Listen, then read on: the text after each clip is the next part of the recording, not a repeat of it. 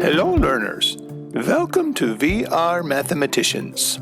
I am Albert Einstein. Hi, I'm Jackie. We are glad to be with you. Today we are heading into the 5th Math Practice Standard. Remember, our math practice standards are the 8 concepts that help us interact with math through building connections and establishing a growth mindset for problem solving. You got it. So the 5th Math Practice Standard is use appropriate tools strategically.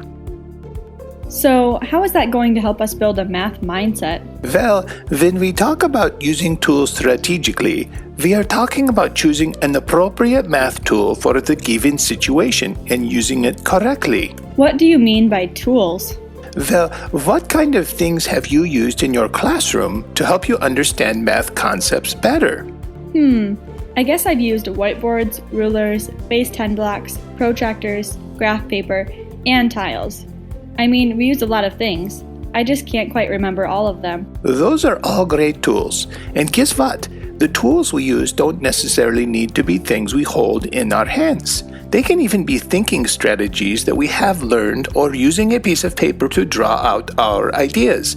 These are also tools we have learned to help us problem solve. Oh, that makes sense. I wouldn't have thought of it that way.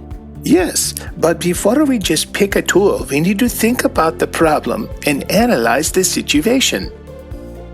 Okay, so like Math Practice 1, we need to make sense of the problem and form our own understanding before we solve. Exactly. Once we have thought through the situation, we can assess the tools we have available. We can then explore options and discover how different tools can be used.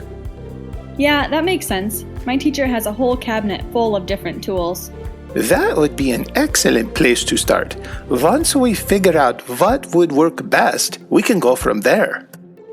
This is actually a lifelong skill of having to make a decision and being able to figure out the problem in order to provide the best opportunity instead of just hoping for the best. That reminds me of shopping for a new coat. My parents said I needed to stay in a budget of $50. I was looking at a coat that was $70, but it was 25% off, and my mom said I needed to figure out how much it was and not just hope for the best. That's a great example. It really is a life skill. We want to be able to make decisions and figure out the problem in order to have the best opportunity. And to save my parents money. Well, that too. Thanks for joining today.